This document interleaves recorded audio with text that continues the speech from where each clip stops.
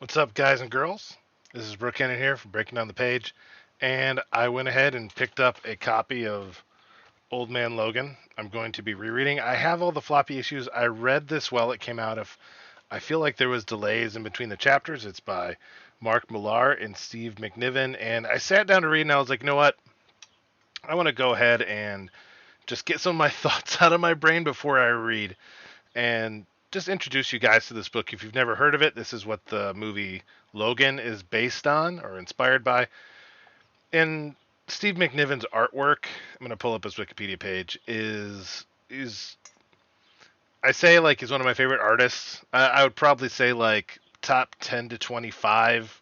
Sorry, Steven. I can identify over like 100 to 150 artists by their line work. And that 10 to 25, we're talking about like less than a percentage difference of like favorites. But it's like if I had to stack them all out and give them one value, you could probably make top 10 easily. Like it'd be hard to decide. But I first came across his work on here. It says CrossGen's Meridian. And I should have just pulled this up beforehand.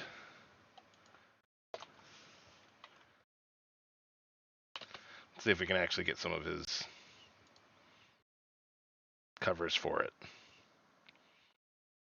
And so he took up, was Josh Middleton? It says he um yeah, Josh Middleton is who he took over for. Meridian is just a fun cross-gen series. I was looking for my cross-gen book. I don't see any of my cross-gen trades. I read everything cross-gen published at the time, and they were a small indie house back in the early 2000s. Lots of drama, as I understand it, kind of involving Mark Waid and other people, and just checks ended up not going out. More or less, they tried to do an in-house studio.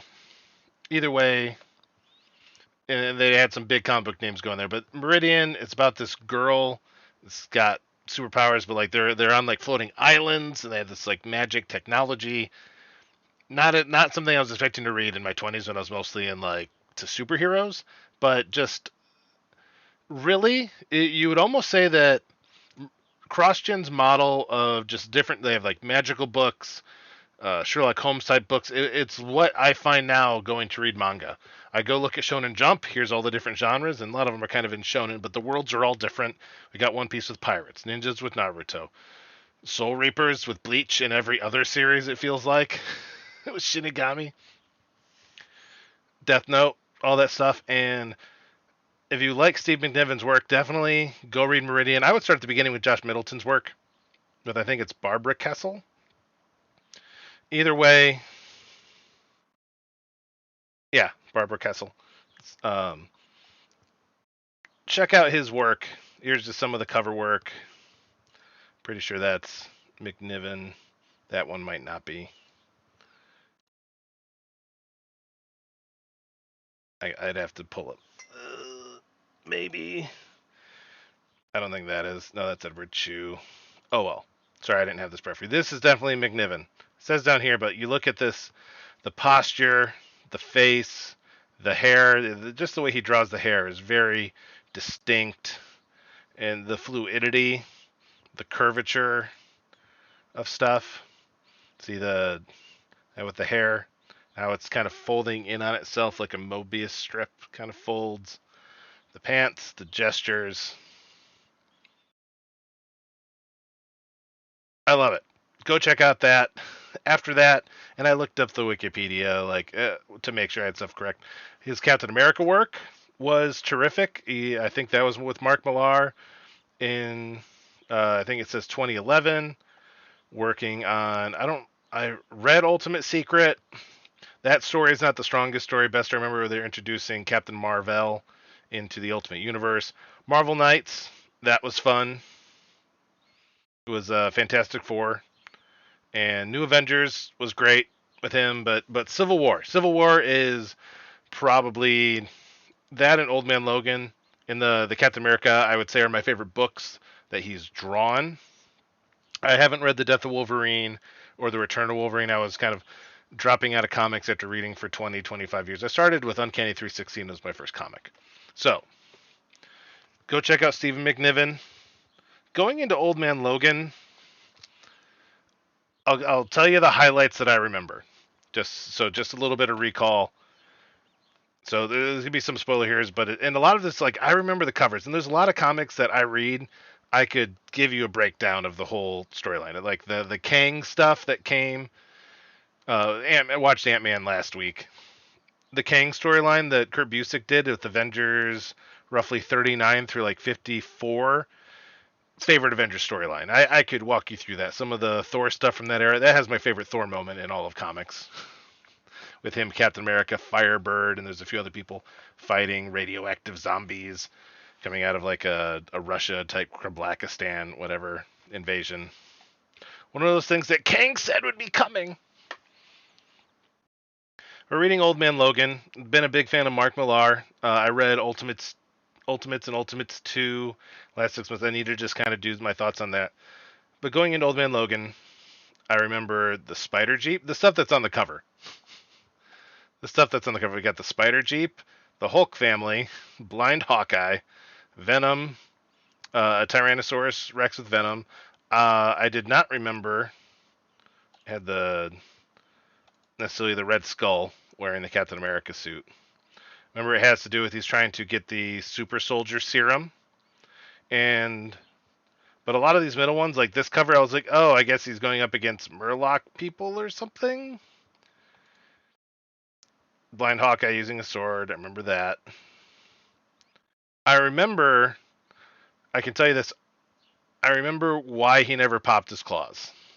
I remember why he never did that.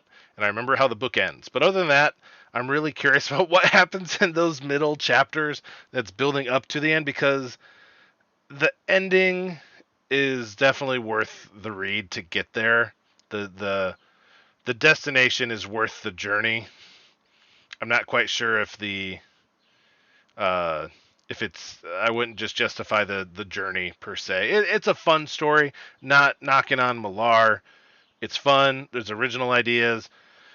He comes up with really kind of big concepts, but if it wasn't Wolverine, I don't know if if it didn't have the Wolverine holding the story together, I don't know what degree the story would hold up for myself.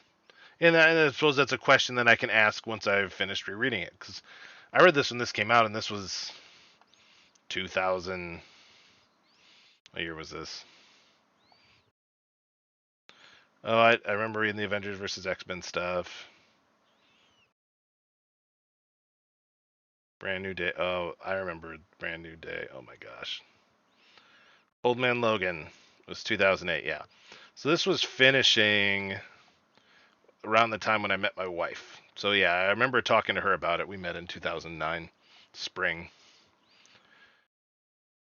But yeah, check out the book in general. It's going to be fun.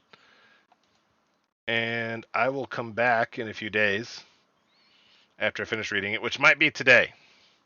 And I have some other reviews coming out, stuff that I've been reading. Reread Sin City, Bendis' Daredevil, about 30 issues of that before I got distracted to something else. What else do I have over here? Like I said, the Ultimates. So, a lot of fun comics I just kind of want to chat about. What's my impression? How do I remember them? And what's it like coming back to read them? Are they worth rereading? Everything that I've reread has definitely been exciting. If not, I wouldn't have gone as far. And with the Daredevil, I was reading chunks of issues, like just several issues a day. And it's all my floppies, all the original floppies. And I think it starts around 27. I want to say 24 through 26 was where it's Daredevil. Someone's accusing Daredevil of being Matt Murdock of being Daredevil, and he ends up having Spider-Man show up in a suit into the courtroom dressed as Daredevil. And then it goes into a storyline where someone tells the FBI that Matt Murdock's Daredevil, and Bendis' entire run is Matt running from the FBI trying to hide that he's Daredevil. And I was just like, this is weird that we had this story first, but Bendis does just an awesome job. And that's during that series is where I realized, you know what? There's not really kung fu TV shows. At least not that I knew of. There was one came out early 2000s on like FX or something. I don't remember the name of it.